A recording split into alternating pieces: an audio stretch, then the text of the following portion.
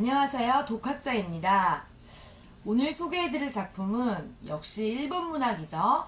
미시마 유키오란 작가의 금각사에 대해 간략히 고찰해보는 시간을 갖도록 하겠습니다. 미시마 유키오의 금각사라는 이 작품은요, 미시마 유키오 특유의 미의식과 화려한 문체, 치열한 구성으로 정평이 나 있는 작품이죠. 이 금각사라는 작품은 1950년도에 일본에서 실제로 벌어졌던 방화 사건을 모티브로 하여 창작되었습니다. 1950년에 하야시 쇼켄이라는 그 말단 스님, 절의 스님이, 말단 스님이 자기가 도제로 근무하고 있던 그 절에 불을 질렀죠. 그래서 체포된 그는 범행 동기에 대해 이와 같이 밝혔습니다. 자기 혐오, 미에 대한 질투, 사회에 대한 반감. 요것들 중에서 미시마 유키오가 미에 대한 질투라는 그런 부분에서 착안을 해서 이 금각사라는 작품을 만들었다고도 볼 수 있습니다. 일단 미시마는요, 사색과 사유가 굉장히 치밀하고 문체가 아름답죠. 그런 걸로 번뜩이는 천재성을 보여주고요. 미시마는 노벨문학상 후보에 5번이나 올랐습니다. 저는 이 금각사라는 작품을요, 미학적 관점에서 읽어봤는데요.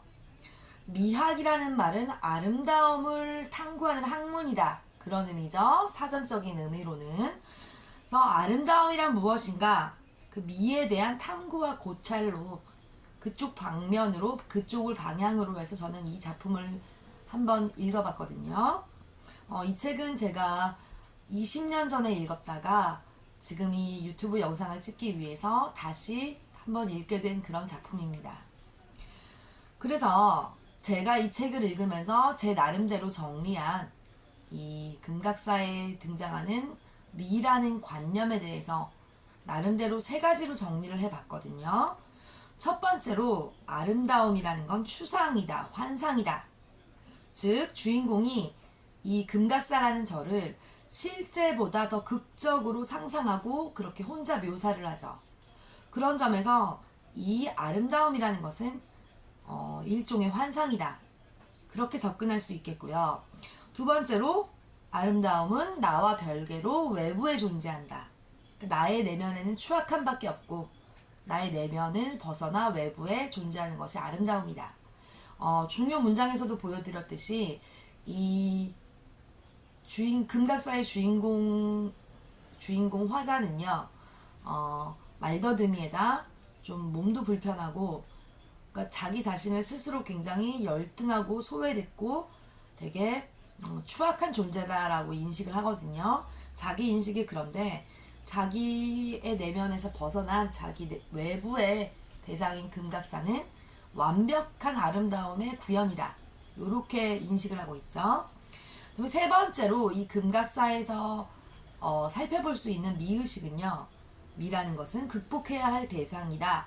이렇게도 볼 수 있어요. 그 근거는요, 이 주인공 화자가 마지막 부분에서 자기를 확립하기 위해, 자기 자신을 확립하기 위해, 즉 자기의 추악함을 극복하고 자신의 정체성을 확립하기 위해 금각사에 불을 질러버리죠. 그 불을 지름과 동시에 이 주인공의 내면에서 카타르시스적인 그런 감정이 승화가 되고요. 그리하여 이 미라는 것은 나를 확립하기 위해서는 내가 극복해야 할 대상이다 라고도 볼 수 있는 거죠. 그래서 제가 제 나름대로 정리한 이런 금각사에 드러난 미적 의식, 미적 관념을 보다 잘 고찰하기 위해서 미학에 대한 이론들을 조금 소개해드리고자 합니다.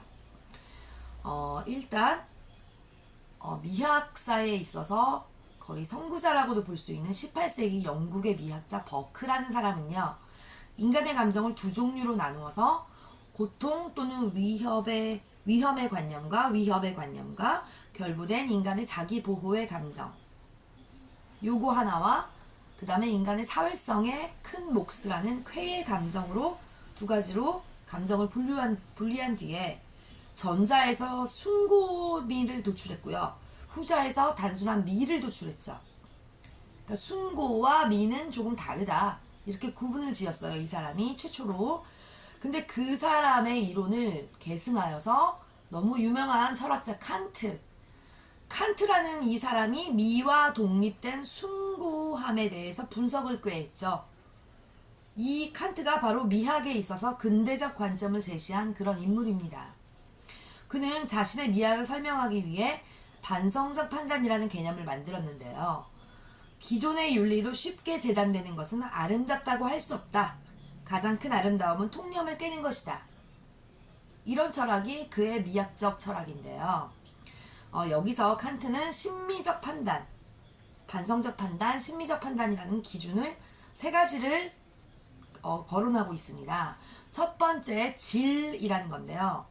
이것은 심미적 판단에 있어서 질이라는 개념은 무관심한 만족감, 자유로움 속에 영혼이 느껴지는 그런 생동감, 우리가 동물, 강아지나 고양이 같은 것들을 볼 때 느껴지는 그 자유로운 그 무관심한 듯한 자유로움 속에 느껴지는 그 영혼이 느껴지는 생동감, 이런 걸 심리적 판단에 있어서 질이라는 개념으로 볼 수 있고요. 두 번째는 관계인데 그 관계는 조화로운 통일성이죠. 하지만 찾으려면 할수록 신비 속으로 숨어드는 그런 것인데요. 예를 들면 그리스의 다비드상, 8등신 조각상인 다비드상이죠. 너무나 조화롭기로 유명하죠. 그 그리스의 조화로운 통일성을 구현하고 있는 그 다비드상은 우리가 실제로 현실 세계에서 찾으려고 하면 없죠. 찾으려면 할수록 점점 더 신비한 대상이 되고 신비 속으로 숨어들 뿐입니다. 세 번째가 바로 숭고함인데요. 우리는 그 숭고함이라는 그 개념 안에서는 자기 자신의 유한성과 무의미를 경험하게 되죠. 그래서 자기가 보잘것없다는 불쾌함에 마주할 수 있지만 그 속에서 인식 능력 등은 자신의 잠재력으로 돌아가 다시 구현되죠. 즉 조화의 논리에 한정된 아름다움의 미학과는 달리 이 숭고함이라는 건 부조화와 결합합니다. 즉 죽음이나 무의미 등과 상통하는 게 칸트의 숭고의 미학이죠. 이 부분에서 바로 금각사에서 주인공이 불을 태워서 금각을 소멸시키는 것, 요것과 일맥상통하는 걸 찾아볼 수 있는데요. 금각사에는 그 칸트의 위에 세 가지 심미적 판단이 두루 등장을 하죠. 금각사의 무심한 듯한 아름다움, 그 다음에 조화로움, 그리고 결말 부분에서는 소멸하는 숭고함까지 두루 등장을 하고 있다고 볼 수 있습니다. 이 작품은 유미주의, 탐미주의라고 불릴만 하죠. 가히 어떤 혹자들은 이 작품을 유미주의, 탐미주의와 거리가 멀다 이렇게 분석한 사람도 있는데요. 적어도 제가 보기엔 완벽히 탐미주의적이라고 볼 수 있거든요. 왜냐하면 그 안에서 어떤 도덕적이거나 선악의 관념, 가치를 찾을 수 없고요.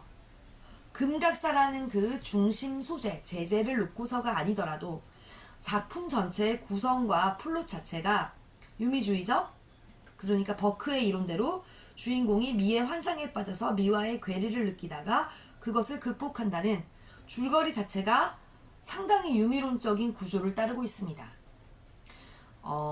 사실 금각사를 제가 20년 전에 읽었을 때는 문체가 너무 심오하고 유려하다 못해 숨막힐 정도로 막 사람을 짓눌러오는 그런 진지한 아름다움이 있어가지고 제가 완독을 못했어요. 20년 전에. 그래서 그때 당시에는 못 읽겠다, 때려치자 이러고 덮어놨던 책을 제가 20년이 지나서 최근에 다시 읽어보니까 그 사유의 깊이와 문체의 현란한 아름다움이 정말 거의 최고라고도 볼 수 있는 그런 작품이었어요. 그러니까 혹시 소설이 여러 가지 효용이 있잖아요. 지적인 즐거움을 준다는 의견도 있고, 상상력의 재미를 준다는 점도 있고, 아니면 무슨 선악이나 도덕적 가치관을 제시해준다는 것도 있고, 사회 부조리를 비판한다는 그런 견해도 있고. 하지만 문학을, 소설을 문장의 아름다움으로 한번 보고 싶다 이런 분이 계시다면 이 금각사는 반드시 일독을 권합니다. 감사합니다.